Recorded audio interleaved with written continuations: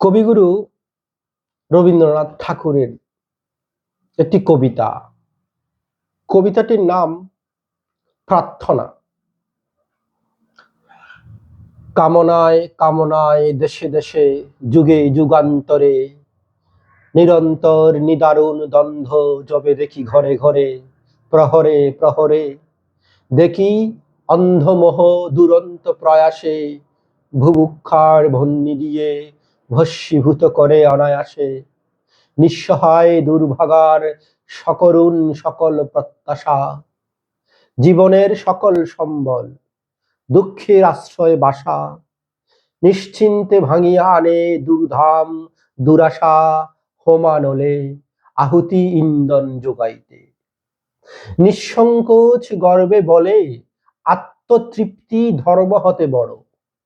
দেখি আত্মম্বরী প্রাণ তুচ্ছ করিবারে পারে মানুষের গম্ভীর সম্মান, গৌরবের মৃগ তৃষ্ণিকায় সিদ্ধির স্পর্ধার তরে দিনের সর্বস্ব সার্থকতা দলিদে ধুলি পড়ে জয়যাত্রা পথে। দেখি ধিক্ষারে ভরিয়া ওঠে মন, আত্মজাতি মাংসলুব্ধ মানুষের প্রাণনিকেতন উন্মিলিছে নখে দন্তে হিংস্র বিভীষিকা। চিত্ত মম নিষ্কৃতি সন্ধানে ফিরে পিঞ্জরিত বিহঙ্গ সম, মুহূর্তে মুহূর্তে বাজে শৃঙ্খল বন্ধন অপমান সংসারের। হেনকালে জ্বলে উঠে বজ্রাগ্নি সমান চিত্তে তার দিব্য মূর্তি, সেই বীর রাজার কুমার বাসনারে বলি দিয়া বিসর্জিয়া সর্ব আপনার বর্তমান কাল হতে নিষ্ক্রমীরা নিত্য কাল মাঝে অনন্ত তপস্যা বহি মানুষের উদ্ধারের কাজে অহমিকা বন্দিশালা হতে।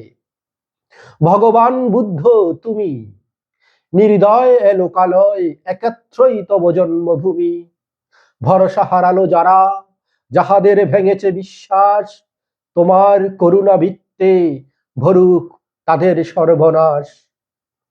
আপনারে ভুলে তারা ভুলুক দুর্গতি, আর যারা ক্ষীণের নির্ভর ধ্বংস করে রচে দুর্ভাগ্যের কারা, দুর্বলের মুক্তি রুধি বসো তাহাদেরই দুর্গ দ্বারে তপের আসন পাতি।